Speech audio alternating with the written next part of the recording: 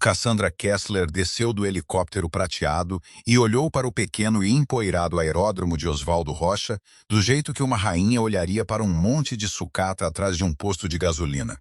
Enfiou a mão no bolso do sobretudo talhado sob medida, tirou uma nota de R$ 5, uma de R$ 1 e algumas moedas soltas, e as pousou no balcão com a precisão de alguém que gostava de ser cruel em público.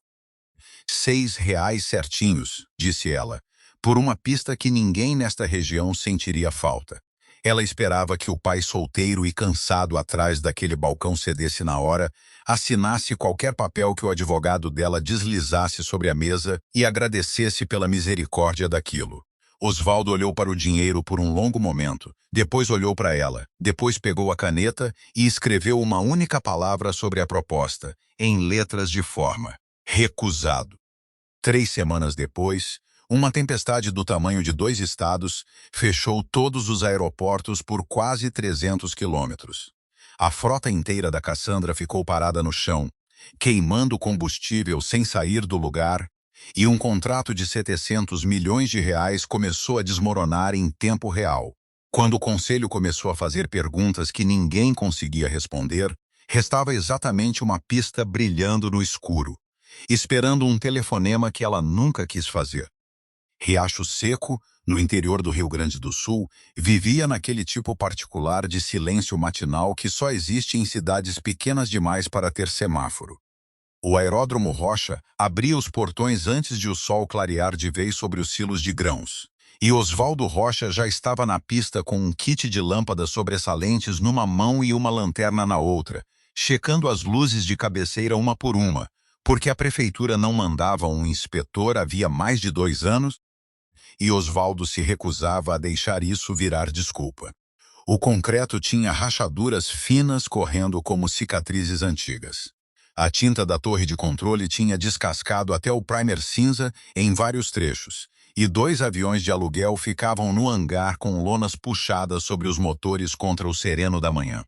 Ele caminhava pela extensão da pista com uma prancheta, anotando níveis de combustível até o litro, porque um homem que crescera vendo o pai administrar aquele aeródromo aprendera cedo que a diferença entre um aeroporto funcionando e um morto se media nos detalhes que ninguém mais se dava ao trabalho de checar. A maior parte de Riacho Seco tinha parado de ver o aeródromo Rocha como algo que valesse a pena defender. No bar da praça, homens de boné brincavam que o aeródromo era prejuízo esperando para acontecer e que Oswaldo devia vender o terreno para quem quisesse e deixar virar galpão ou posto de combustível. Oswaldo nunca discutia com eles.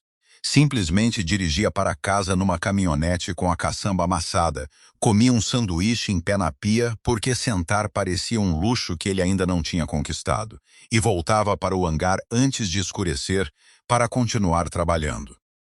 O aeródromo fora do pai dele, e antes disso fora um pedaço de campo que ninguém queria, até que um Rocha decidiu que merecia coisa melhor, e Oswaldo carregava aquela herança do jeito que alguns homens carregam dívida, em silêncio e sem reclamar.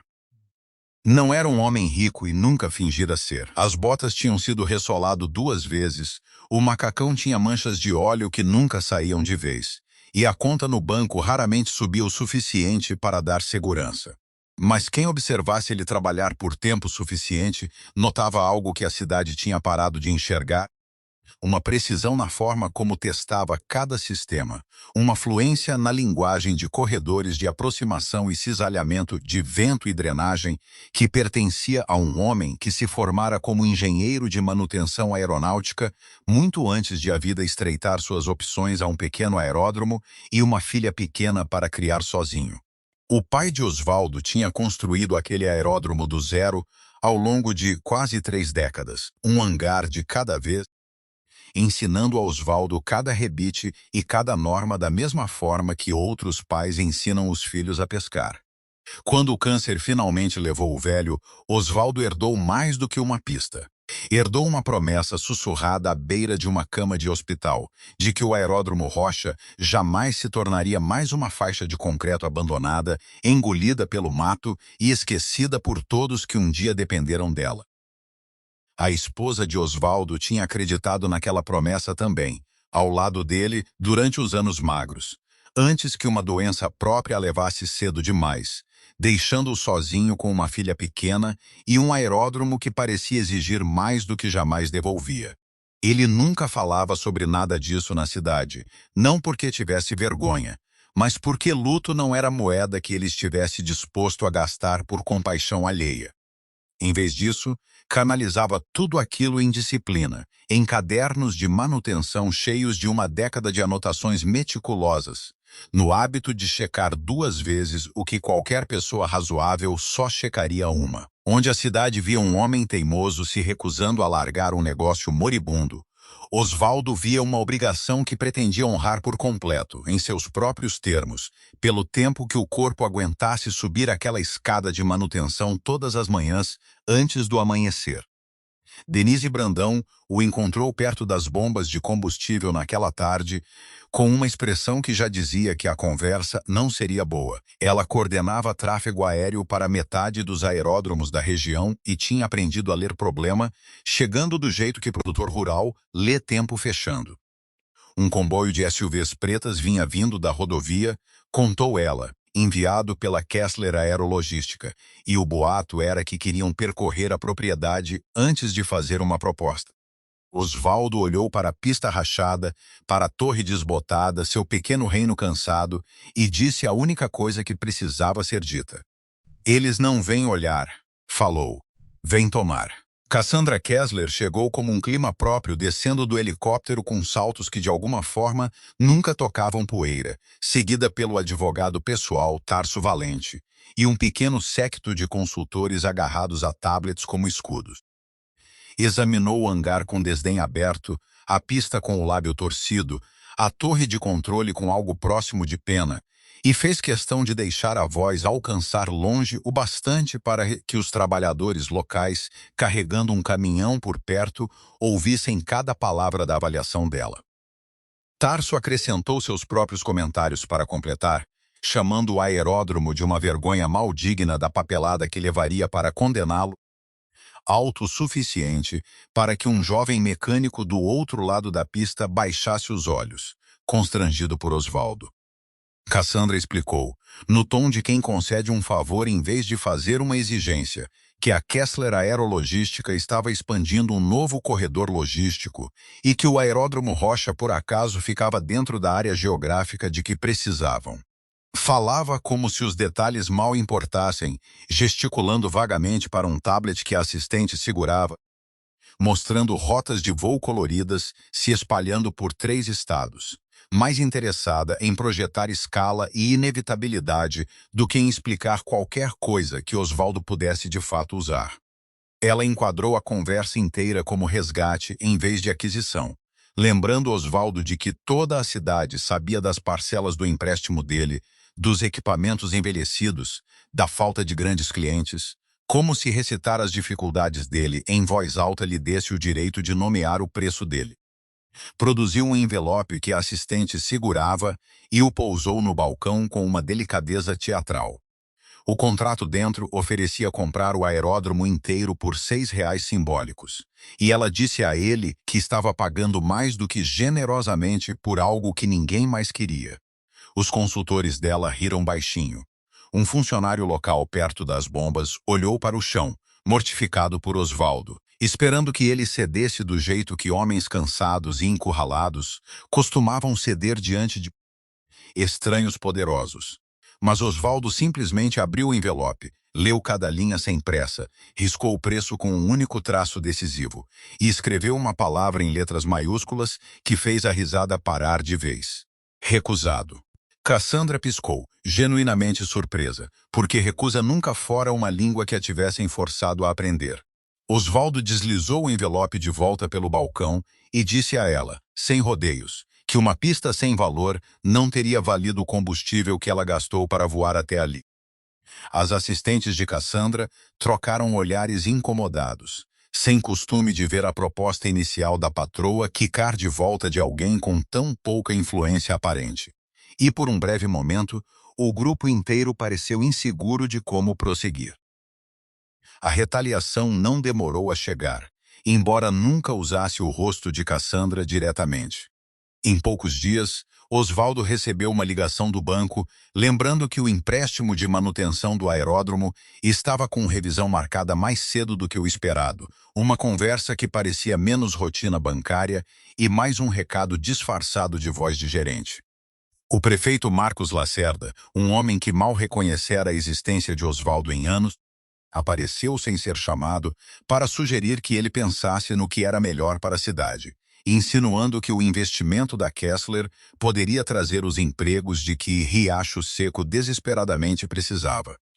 Um jornal local publicou uma manchete zombeteira sobre um homem se apegando a um aeroporto morto enquanto travava o futuro da cidade. E, de repente, Osvaldo se viu vilão de uma história que nunca concordara em protagonizar. Comerciantes que antes cumprimentavam com um aceno começaram a evitar o olhar dele, murmurando que, se ele simplesmente vendesse, a cidade inteira se beneficiaria, chamando-o de egoísta baixinho, achando que ele não escutava. Osvaldo continuou trabalhando assim mesmo, gastando o pouco dinheiro que tinha em luzes de pista de segunda mão, soldando trechos de cerca ele mesmo até tarde da noite, tapando rachaduras no concreto com colher de pedreiro e paciência teimosa. Num momento breve e quieto, a filha adolescente dele perguntou por que todo mundo parecia odiar tanto o aeródromo deles. E Osvaldo respondeu gentilmente que as pessoas costumam ressentir aquilo que não se deram ao trabalho de entender. O desprezo da cidade se aprofundou nas semanas seguintes, pintando Osvaldo como uma relíquia teimosa agarrada ao passado, enquanto Cassandra representava um progresso reluzente que todo mundo parecia ansioso para abraçar. Foi então que Denise lhe passou algo que mudou a forma do conflito inteiro, uma carta de navegação impressa da nova divisão logística da Kessler, mostrando os corredores de voo planejados para o contrato futuro deles. Enterrado nas margens havia um detalhe que ninguém de fora do setor teria notado de imediato, uma exigência de pista reserva dentro de um raio de segurança específico do corredor principal. Osvaldo traçou o raio com o dedo e percebeu, com a calma certeza de um homem que estudara aquelas cartas a vida inteira, que o aeródromo Rocha era a única pista que realmente se encaixava. Naquela noite, Osvaldo destrancou os velhos arquivos no escritório dos fundos que não eram abertos havia anos, arquivos que o pai deixara cheios de documentos amarelados e carimbos oficiais. Sob camadas de papelada, encontrou mapas de levantamento antigos, certificados de autorização de décadas atrás e registros de atualização do que todo mundo na cidade simplesmente chamava de Pista 2, a faixa mais curta na borda leste da propriedade que a maioria supunha ser só uma velha via de táxi. O que aqueles registros revelaram foi que a Pista 2 tinha sido originalmente reforçada como superfície de pouso secundária para aeronaves militares de médio porte, construída com uma profundidade de base e sistema de drenagem muito além do que qualquer pequeno aeródromo civil jamais precisaria. A orientação da pista captava os ventos predominantes de um jeito que engenheiros modernos ainda elogiavam. A drenagem impedia o tipo de empoçamento que paralisava pistas menores durante tempestades fortes. E enterrada nos registros federais, havia uma antiga autorização de aproximação de baixa visibilidade que tecnicamente nunca fora revogada. Aeroportos regionais maiores dependiam inteiramente de sistemas de instrumentos modernos, que ficavam sobrecarregados no instante em que o mau tempo chegava com força, mas o aeródromo Rocha ficava num terreno ligeiramente mais alto, via menos neblina persistente, e ainda carregava uma antiga autorização que Osvaldo mantivera viva discretamente, fazendo exatamente o mínimo de inspeções exigidas para preservá-la ano após ano. Osvaldo passou a noite inteira na mesa da cozinha, com um abajur puxado para perto, cruzando carimbos de décadas atrás, com bancos de dados federais de aviação modernos, que acessava por uma assinatura antiga, que ele mal se lembrava de pagar. Página após página confirmava o que ele suspeitava. Cálculos de carga para aeronaves muito mais pesadas do que qualquer coisa que o aeródromo Rocha já tivesse recebido em toda a sua vida.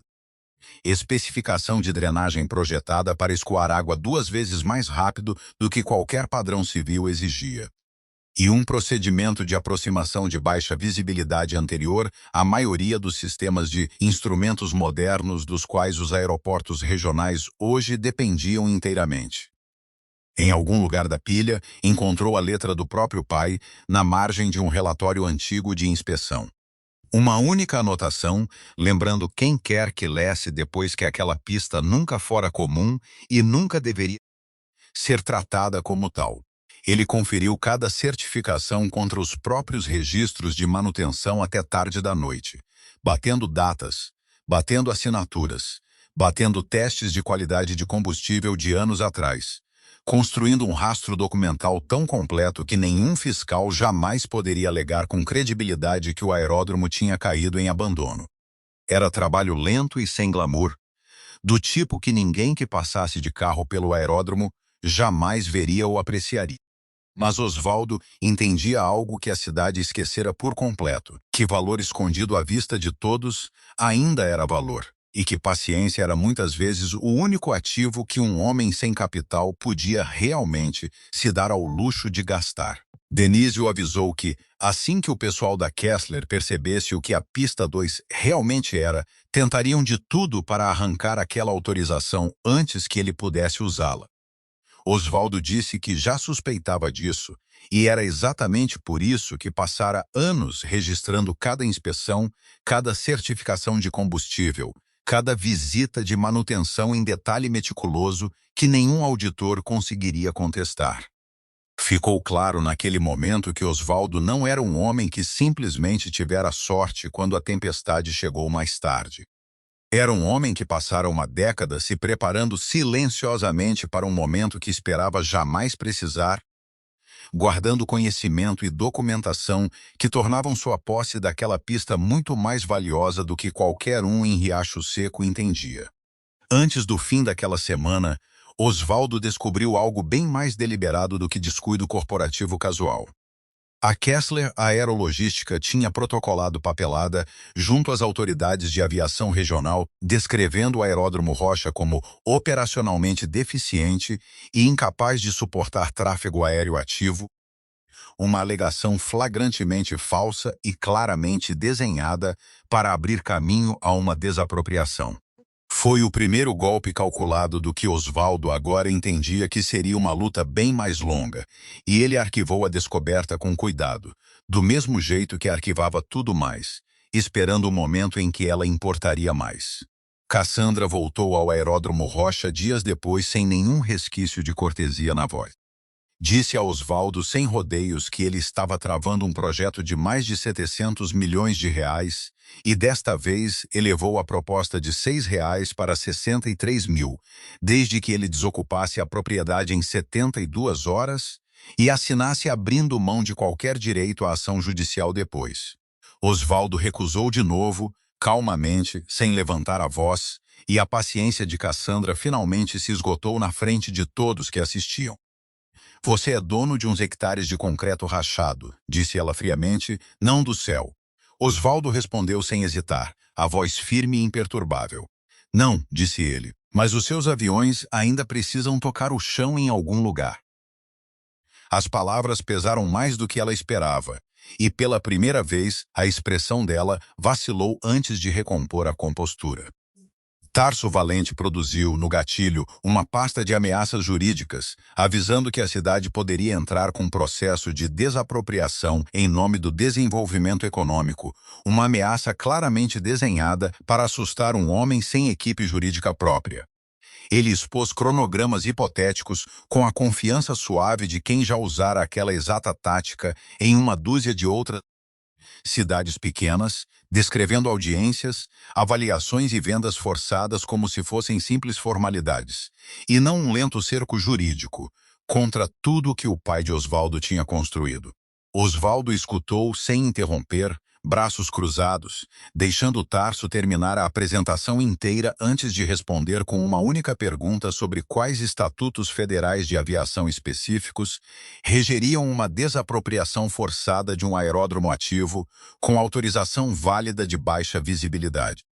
Tarso hesitou pela primeira vez desde que chegara, claramente despreparado para um mecânico de cidade pequena conhecer linguagem regulatória que a maioria dos advogados corporativos só encontrava em cursos de educação continuada. Foi um momento pequeno, mal notado pela multidão reunida por perto, mas plantou a primeira semente de dúvida na confiança até então inabalável de Tarso. Marcos Lacerda, ainda esperançoso pelo investimento da Kessler, se posicionou abertamente ao lado de Cassandra diante dos curiosos reunidos, deixando Osvaldo visivelmente em minoria e isolado. Ainda assim, ele se recusou a assinar qualquer coisa, insistindo apenas que o pessoal de Cassandra ficasse longe de suas pistas, a menos que tivessem uma razão legítima e autorizada para usá-las. Cassandra riu com frieza e prometeu que veria aquele aeródromo fechado dentro de uma semana. Deixou instruções para a equipe jurídica atacar a certificação operacional dele. Disse aos contatos bancários para apertar a pressão sobre o empréstimo e autorizou uma campanha de imprensa mais ampla para manchar a reputação dele em toda a região. Osvaldo ficou sozinho na pista enquanto o helicóptero dela decolava, poeira girando ao redor dele de um jeito que fazia parecer que o mundo inteiro tinha virado as costas de uma vez. Ele não se moveu até o som das hélices sumir completamente no céu cinza e chato. Enquanto isso, numa torre de vidro a mais de 300 quilômetros dali, Cassandra se preparava para a apresentação que definiria sua carreira.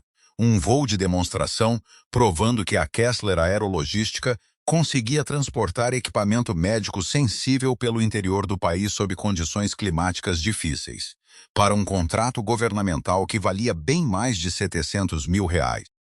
A presidente do conselho, Beatriz Herrera, deixou claro numa reunião privada que fracasso não era opção naquele trimestre, lembrando Cassandra de que o nome da família Kessler e sua própria posição no topo da empresa dependiam inteiramente daquele contrato fechar sem incidentes.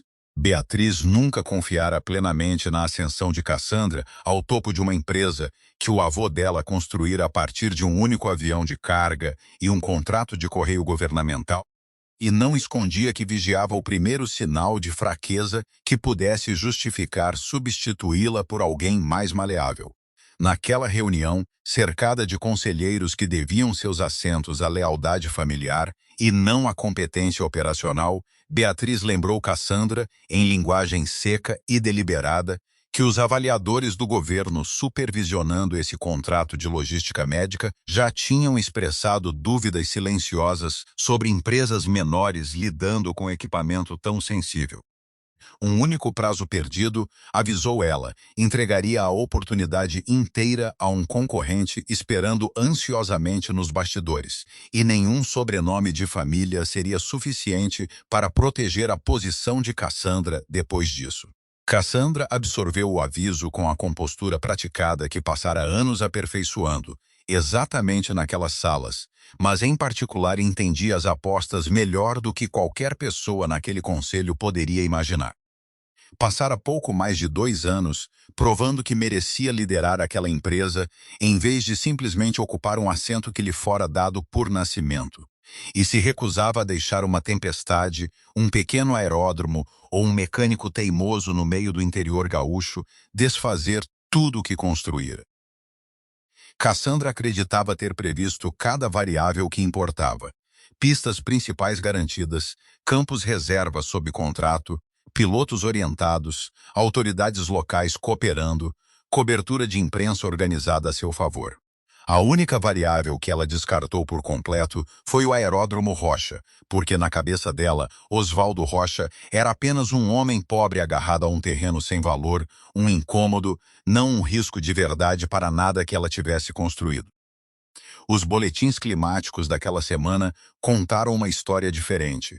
Um sistema de tempestade se formando rápido demais, avançando pelo interior muito mais depressa do que as previsões iniciais indicavam, disparando aviso atrás de aviso das autoridades regionais de aviação. A pista principal da Kessler, perto da capital, relatou congestionamento perigoso, conforme os voos se empilhavam esperando autorização. Um dos campos reserva designados alagou sob chuva repentina e outro fechou as pistas por completo assim que os ventos cruzados ultrapassaram os limites seguros de operação. Denise ligou para Osvaldo naquela noite com uma atualização que soava menos como boa notícia e mais como aviso do que estava por vir.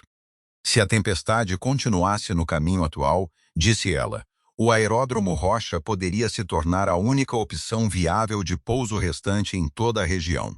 Osvaldo não comemorou a notícia.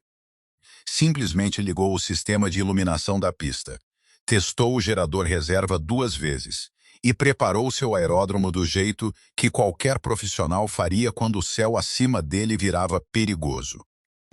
Na tela de coordenação luminosa dentro do centro de operações da Kessler, aeródromo após aeródromo piscava de verde para vermelho conforme a tempestade engolia a região inteira, telefones tocando sem parar com pilotos, pedindo novas instruções que ninguém ainda conseguia dar. Em meio a tanto vermelho, um pequeno marcador perto da base do mapa permanecia teimosamente verde. Um ponto que a maioria dos analistas naquela sala nunca tinha se dado ao trabalho de notar antes daquela noite. A tempestade atingiu o Riacho Seco pouco depois da meia-noite, vento gritando pelos campos abertos e chuva martelando as vidraças antigas da torre de controle com uma violência que fazia a estrutura tremer. Osvaldo e Denise operaram a pista manualmente com energia do gerador reserva, calmos apesar do caos, porque o perigo daquela noite vinha do tempo e dos prazos, não de qualquer coisa parecida com uma briga.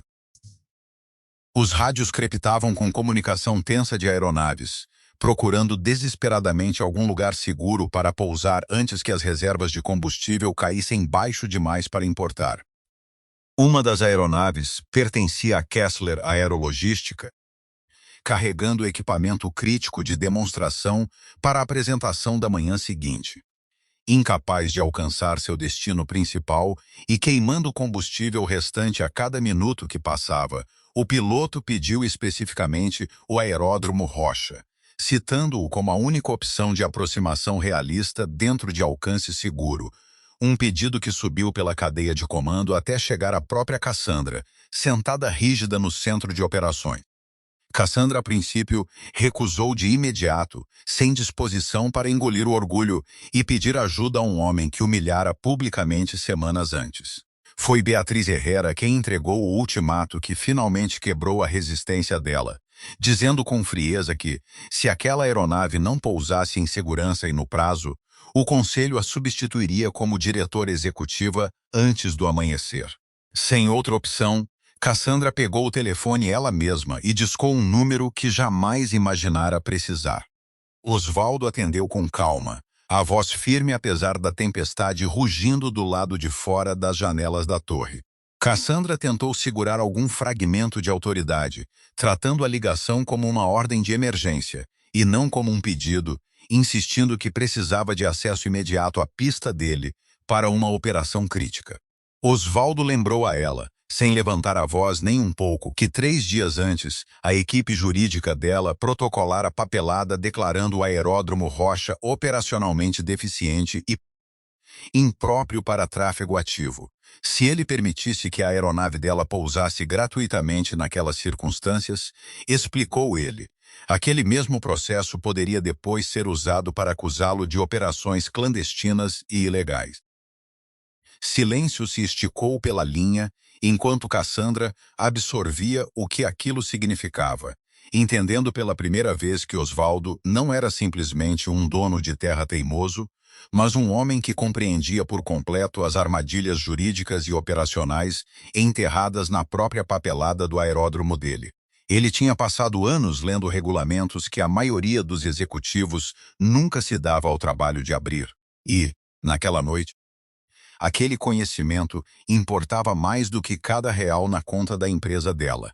Era uma reviravolta estranha e silenciosa, do tipo que nunca vira manchete sozinha, um momento em que a expertise conquistada por anos de trabalho sem glamour de repente pesava mais do que toda a vantagem que dinheiro e título já lhe deram. Osvaldo finalmente voltou a falar, o tom nivelado e sem pressa apesar da tempestade lá fora. "Eu posso abrir a pista 2, disse a ela. "Mas desta vez você não vai pagar R$6. A fúria de Cassandra quase superou o alívio quando Osvaldo apresentou os termos dele. 7 milhões de reais pelo uso emergencial da pista 2 durante a crise, junto com prioridade de pouso por 30 dias, excluindo explicitamente qualquer acordo de compra do aeródromo em si. Tarso Valente, escutando no viva voz do centro de operações, chamou aquilo imediatamente de extorsão disfarçada de hospitalidade. Osvaldo explicou calmamente que o valor cobria custos de ativação emergencial, seguro de responsabilidade durante operações não programadas, reativação de funcionários tirados da cama no meio da noite, exposição jurídica por operar sob papelada contestada, desgaste de infraestrutura e danos à reputação que a própria Kessler tinha causado ao nome do aeródromo dele nas últimas semanas. Deixou claro que não estava forçando ninguém a assinar nada. Eram bem-vindos a procurar outro aeródromo aberto, se ainda existisse algum ao alcance naquela noite. Dentro da aeronave, a tripulação de voo observava a margem de combustível restante encolher com um tipo de pavor silencioso para o qual nenhum treinamento os preparava totalmente, refazendo os cálculos a cada poucos minutos enquanto a tempestade os empurrava mais para longe da rota original. O equipamento preso no porão de carga representava meses de trabalho de engenharia e uma parte substancial da demonstração de que a Kessler precisava para provar aos avaliadores federais na manhã seguinte, e perdê-lo num pouso forçado em campo aberto teria sido catastrófico de formas muito além de simples números. Cada minuto de hesitação em Riacho Seco queimava opções que a tripulação já não tinha mais o luxo de desperdiçar. Denise confirmou pelo rádio que as condições operacionais na pista 2 continuavam totalmente válidas e seguras para uso imediato. O piloto da Kessler insistiu urgentemente pelo canal, avisando que as reservas de combustível estavam caindo para território perigoso a cada minuto de hesitação.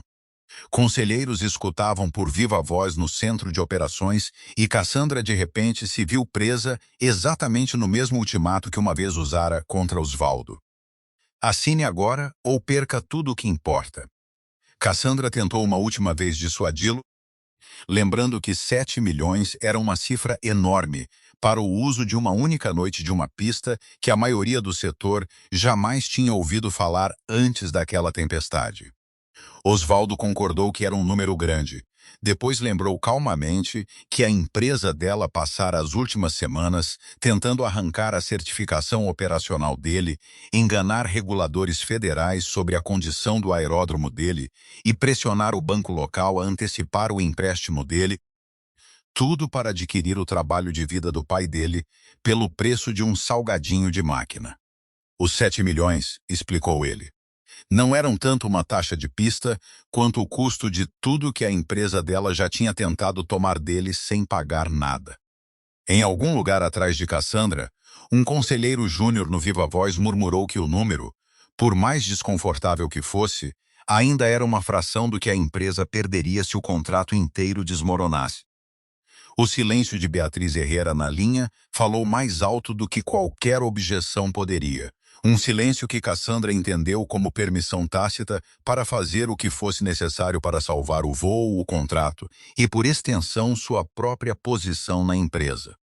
Ela expirou uma vez, bruscamente, e disse a Osvaldo para mandar a papelada. Osvaldo acrescentou 3 condições adicionais antes de finalizar qualquer coisa. A Kessler retiraria formalmente todo o protocolo que falsamente alegava que o aeródromo Rocha não tinha capacidade operacional. Cassandra reconheceria publicamente que aquele pequeno aeródromo tinha salvado a operação de voo crítica da empresa dela. E uma parte do pagamento iria diretamente para modernizar o aeródromo e proteger empregos locais em Riacho Seco. Cassandra assinou o acordo digital com os dentes cerrados, e Osvaldo imediatamente ligou o sistema de iluminação da pista, a velha faixa se acendendo através da tempestade como uma lâmina cortando direto pela escuridão da planície. A aeronave desceu por ventos cruzados turbulentos com precisão cuidadosa, os marcadores de combustível pairando perto do zero, cada segundo se esticando de forma insuportável dentro do centro de operações da Kessler, enquanto engenheiros observavam a telemetria em silêncio tenso. Quando o trem de pouso finalmente tocou o concreto e a aeronave rolou em segurança até parar, uma onda de alívio varreu a sala. Embora ninguém ousasse falar, até a voz do piloto confirmar um pouso completo e bem-sucedido. Não foi violência dramática que tornou aquele momento tenso. Foi o tempo bruto, as margens finas de combustível e o peso esmagador de tudo, dependendo de uma pequena pista funcionando exatamente como fora construída para funcionar. Pela manhã, equipes de reportagem já se reuniam do lado de fora do aeródromo Rocha, atraídas por uma história boa demais para ignorar. O chamado aeródromo sem valor que sozinho resgatara o voo mais importante do ano da Kessler Aerologística. Gente de toda Riacho Seco que zombara de Osvaldo por semanas de repente se via reconsiderando tudo o que pensava saber sobre ele. Marcos Lacerda chegou esperando posar ao lado de Osvaldo para fotos, ansioso por reivindicar algum crédito político pelo desfecho, mas Osvaldo se recusou discretamente a deixar aquele momento virar material de campanha de ninguém. O prefeito ficou rondando a entrada do hangar por quase uma hora, atrás de alguma frase que pudesse repetir na próxima reunião da Câmara Municipal, até finalmente desistir e ir embora sem a foto que viera buscar. Um punhado de repórteres de emissoras mais distantes do estado apareceu pedindo a Osvaldo que recontasse a noite da tempestade em detalhes dramáticos, na esperança de uma frase de efeito sobre heroísmo ou vindicação. Osvaldo deu a todos a mesma resposta curta e simples, dizendo que apenas fizera o trabalho para o qual o pai o treinara, e que qualquer aeródromo que valesse a pena manter aberto, valia a pena manter pronto exatamente para uma noite daquelas. Não era a resposta que nenhum deles queria, mas era a única que ele estava disposto a dar. Um repórter insistiu mais, perguntando se ele se sentia vindicado depois de anos sendo descartado pelos próprios vizinhos, e Osvaldo apenas deu de ombros e disse que vindicação era um substituto pobre para uma pista que realmente funcionava quando mais importava. O banco ligou de volta em poucas horas, oferecendo reestruturar o empréstimo dele em condições bem melhores do que antes. E vários comerciantes locais, de repente, reconheciam o potencial genuíno do aeródromo como um verdadeiro polo logístico, em vez de uma vergonha a ser demolida. Comerciantes que antes evitavam o olhar dele agora o paravam na calçada para apertar sua mão, alguns tropeçando em desculpas que claramente não sabiam como formular com elegância. O mesmo jornal que uma vez zombara dele numa manchete publicou uma matéria de segmento, chamando-o de espinha dorsal silenciosa da rede de segurança de aviação da região, uma descrição que Osvaldo leu uma vez, dobrou com cuidado e nunca mais mencionou, embora Denise tenha notado que ele guardou o recorte dentro de um velho caderno de manutenção em vez de jogá-lo fora. Ele não estava interessado em vindicação por si só. Simplesmente continuou trabalhando do jeito de sempre, trocando lâmpadas, registrando o combustível, caminhando a pista ao amanhecer, porque o respeito de uma cidade que duvidara dele importava bem menos para ele do que a promessa que fizera à beira da cama do pai anos antes. Cassandra chegou ao aeródromo Rocha naquela tarde, sem helicóptero, sem séquito e sem a confiança arrogante que carregara na primeira visita. Continuava orgulhosa na postura, mas a realidade claramente tinha suavizado algo por baixo dela, e disse a Osvaldo abertamente que agora queria comprar o aeródromo inteiro, desta vez oferecendo um preço muito além de qualquer coisa razoável. Osvaldo recusou mais uma vez, embora essa recusa carregasse um peso diferente da primeira. Já não se agarrava cegamente ao passado. Propôs outra coisa inteiramente. Uma parceria em que a Kessler poderia arrendar infraestrutura específica e investir em melhorias significativas, enquanto a propriedade do aeródromo Rocha continuava firmemente nas mãos dele e firmemente ligada à cidade de Riacho Seco. Ela chegara ao aeródromo Rocha naquela tarde esperando uma negociação que já sabia como vencer, armada com um número grande o bastante para fazer a maioria dos proprietários de terra esquecer cada mágoa que já tivessem carregado. Em vez disso, se viu diante de um balcão, encarando um homem que queria algo que dinheiro simplesmente não conseguia comprar. E, pela primeira vez em muito tempo, Cassandra achou aquele território desconhecido mais perturbador do que qualquer sala de reunião hostil que já tivesse enfrentado. Cassandra o estudou por um longo momento, finalmente reconhecendo que ganância nunca fora a motivação dele. O que ele queria era controle sobre o próprio legado, respeito genuíno depois de tudo o que suportara, e um futuro sustentável para a comunidade que dependia daquele pequeno aeródromo muito mais do que qualquer um jamais admitira. Antes de ela ir embora, Osvaldo pegou numa gaveta e pousou o velho envelope de volta no balcão entre os dois. Os mesmos R$ 6 ainda dobrados dentro, exatamente como ela os deixara semanas antes. Eu guardei isso, disse ele baixinho, para lembrar exatamente o quanto você achava que eu valia. Cassandra perguntou a ele, quase sem querer, por que ele nunca revelara o verdadeiro valor daquela segunda pista desde o início. Osvaldo explicou que se tivesse falado antes, ela simplesmente teria usado dinheiro e advogados para tomá-la dele ainda mais rápido do que já tentara. Ele precisava que ela provasse, diante do próprio conselho, da imprensa e da cidade inteira, que o Aeródromo Rocha genuinamente não podia ser substituído, antes que qualquer negociação entre os dois significasse alguma coisa de verdade. Havia mais que Cassandra ainda não sabia. Osvaldo tinha encaminhado silenciosamente seus registros de manutenção, suas certificações válidas de aeródromo e provas claras da tentativa da Kessler de desacreditar falsamente a operação dele a uma autoridade independente de fiscalização de aviação semanas antes. Isso significava que, mesmo se ela tivesse recusado os termos de 7 missilhões dele durante a tempestade, as consequências da própria má conduta da empresa dela já estavam posicionadas para alcançá-la de qualquer jeito. De volta à sede da Kessler, Beatriz Herrera pressionou com força para que Cassandra fosse removida. Furiosa que um pai solteiro tocando um pequeno aeródromo de interior tivesse conseguido driblar uma corporação inteira. Convocou uma sessão emergencial com os membros seniores do conselho, argumentando que uma diretora executiva que podia ser manobrada a pagar 7 milhões de um dia para o outro por um homem que ela mesma tinha desprezado com uma proposta de R$ 6 representava um risco que o nome da família não podia mais carregar. A sala estava tensa de um jeito que reuniões de conselho na Kessler raramente ficavam.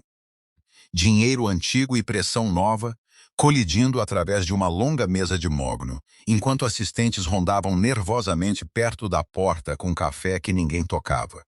Vários diretores que já duvidavam de Cassandra, desde que ela assumira o cargo de diretora executiva, agora se inclinavam visivelmente para o lado de Beatriz, murmurando sobre imagem e confiança dos acionistas. E os perigos de parecer fraca diante de concorrentes rondando os mesmos contratos governamentais.